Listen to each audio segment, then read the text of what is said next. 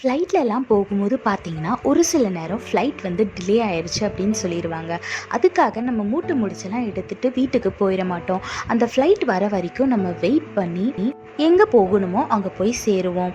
என்ன கொஞ்சம் நேரம் தானே டிலே ஆயிருச்சு, எப்படினாலும் நம்ம போக வேண்டிய இடத்துக்கு போயிடுவோம் அப்படின்னு சொல்லிட்டு நம்பிக்கையாக பொறுமையாக அந்த ஃப்ளைட் வர வரைக்கும் வெயிட் பண்ணுவோம். கரெக்டாக இதே மாதிரி தாங்க நம்மளோட வாழ்க்கையில் ஏசப்பா தந்த வாக்குத்தத்தம் நிறைவேறதுக்கு அவர் ஒரு நேரத்தை குறித்து வச்சிருக்காரு.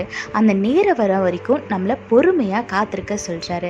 வேதத்தில் பாருங்கள், ஆபகுக் 2:3 போட்டிருக்கு, குறித்த காலத்துக்கு தரிசனம் இன்னும் வைக்கப்பட்டிருக்கிறது, முடிவிலே அது விளங்கும், அது பொய் சொல்லாது, அது தாமதித்தாலும் அதற்காய் காத்திரு, அது நிச்சயமாய் வரும், அது தாமதிப்பதில்லைன்னு ஏசப்பா இன்னைக்கு வாக்கு கொடுக்குறாரு.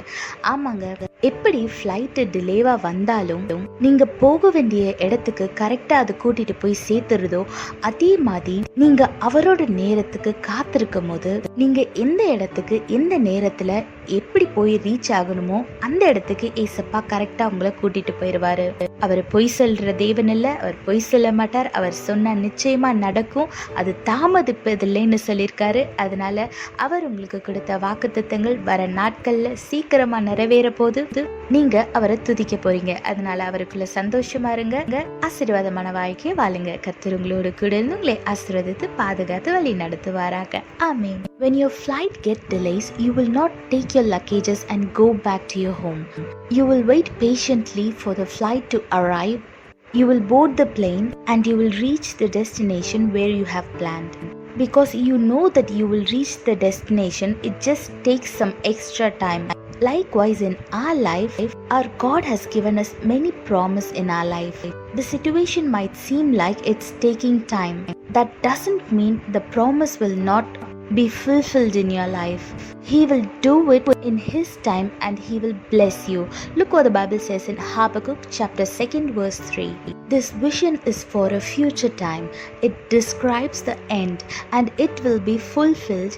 If it seems slow in coming, wait patiently, for it will surely take place. It will not be delayed. Yes, our God is promising you today to wait patiently. It might seem like it's slow in coming, but our God is asking you to wait patiently because it will not delay anymore. So you're going to receive all the promises, all the blessings in the upcoming days. So get ready to celebrate and start praising our Lord. Wait patiently and receive your blessing. God bless you all. Have a blessed day. Amen.